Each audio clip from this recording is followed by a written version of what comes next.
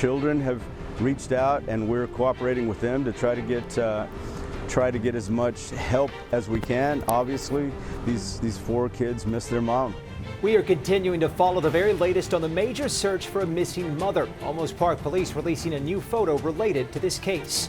And that is where we start tonight. We are following breaking developments in the case of a missing mother from Olmos Park. Authorities are just wrapping up a media briefing on her disappearance. Her name is Suzanne Simpson. News 4 San Antonio's Destiny Fuller was at the briefing and joins us now live. Destiny, what did police and law enforcement say? Police and search groups are all still searching for Suzanne, who went missing on Sunday, and her husband was recently arrested in connection with her disappearance. Now, in today's news briefing, police mentioned a photo. Olmos Heights Police and Texas DPS released an image of Suzanne Simpson, and it was an image of her taken outside of the Argyle. They want people to take a close look at it just in case they have seen Suzanne since Sunday. Olmos Park Police have since searched the family home along with the truck owned by Simpson, and Chief Fidel Villegas says they haven't found anything concrete to confirm her status at this time. We would love for her to be alive, obviously. There's nothing concrete that says she's not alive. And again, I owe it to the family. We all owe it to the family to speak of her in a way where other people have been found, like I said, injured, in distress, lost, troubled, hiding away. All of those things are possible. Villegas also says Simpson has not been cooperative with police. This morning, he was transferred to the custody of Bexar County from Kendall County. At this time, police say they're still gathering evidence, and they will continue to search the home as needed. We'll bring you those updates as we have them. Reporting live in Olmos Park, I'm Destiny Fuller. Back to you in studio. And this is day 4 of the search for Suzanne Simpson. That's right. A new development came today, as just mentioned, when her husband, Brad Simpson, was transferred to the Bexar County Jail to be processed. Throughout the day, Olmos Park Police went through the Simpson home, and last night they got help from Texas Search and Rescue to look for anything that may lead to finding Simpson. Her husband, Brad Simpson, remains in jail on 2 charges.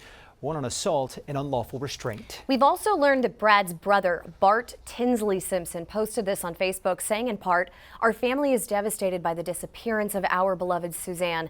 We're doing everything we can to fully cooperate with law enforcement, and our first priority is to find her and bring her home." And our team coverage does continue tonight. We want to bring in News 4 San Antonio's Marisa Mendoza. Marisa, you spoke with the defense attorney, Nico Loja, today. What is he thinking about this high bond amount? Why was such a high amount set for Brad's? Well, Mindy and Jonathan, he faces an assault charge as well as an unlawful restraint charge. Both carry a bond of $1 million each. What we do know is that Suzanne's husband, Brad, is at the Bexar County Jail being processed right now. In the meantime, we spoke to legal experts and a member of the specialized team leading the effort to find Suzanne. But I'm assuming at this point he's the lead suspect for the fact that she has not been found. Former Bexar County District Attorney Nico LaHood believes investigators are building a case against Brad Simpson. He's the husband of missing mother from Olmos Park, Suzanne Simpson. She was last seen alive Sunday night. Now, if he's a suspect for something more sinister and for the fact that she is, I guess at this time, missing, they're gonna conduct an investigation. They're gonna look at motive. They're gonna see how he responded. They're going to talk to people that have surrounded them. They're going to look for any history between them two. Wednesday night, Olmos Park Police called in Texas Search and Rescue to help in their investigation. They focused on the wooded area across the street east of the Simpson house. Making sure they preserve the crime scene if there is a crime scene. Justin McInnes, president and CEO of the organization, says their trained staff use certified canines, drones, and tracking technology to find things a regular person may overlook. We also have a lot of folks who are out in the field who are trained man trackers, so we can look for footprints and then follow a footprint and see where they go. At this time, Simpson has not retained an attorney and remains in jail. LaHood says the investigation is fluid, so charges against Simpson can change at any given time. They can be investigating one charge and then in the course of their investigation get evidence or some type of probable cause to lead them in a different direction. But I'm assuming at this point he's the lead suspect for the fact that she has not been found. Now, Mandy and Jonathan, we did learn from the press conference that he did retain an attorney. We don't know who that attorney is, but I can tell you earlier today we did visit the homes of Suzanne's 2 sisters. We did not get anyone at this time to speak to us on how her family or her children are doing. Of course, we will keep you all updated on this story. All right, Marisa, thanks a lot for that update there. Now, this story has many in our community wondering who Suzanne Simpson is, what's she like as a mother, a friend, a neighbor, and a realtor. News 4 San Antonio's Stephanie Esquivel spent the day trying to learn more about her. I spoke to several of Suzanne's friends, neighbors, and others who knew her.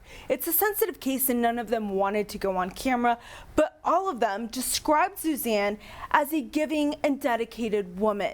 At the heart of this is an amazing human being, and this whole thing is just awful. A woman who does not want to be identified told me the world should know about Suzanne's character. This woman says she's known Suzanne for almost 2 decades, and Suzanne will do anything for her children. Amazing. Gave everything, all of her time and energy to her kids. This friend says Suzanne didn't just focus on helping her children, but the entire community. Suzanne helped me start a nonprofit, National Charity League Mariposa chapter in San Antonio, which has raised tens of thousands of dollars since the inception of that. As a realtor, her friend told me Suzanne always went above and beyond for her clients. Stay up at all hours of night. When she was actually helping me sell my house last summer, she was in Europe and would call me in the middle of the night while her family was sleeping just to keep that on track and make sure she was there for them and me. Suzanne's family posted to social media asking people not to publicly talk about the case to protect the integrity of the investigation.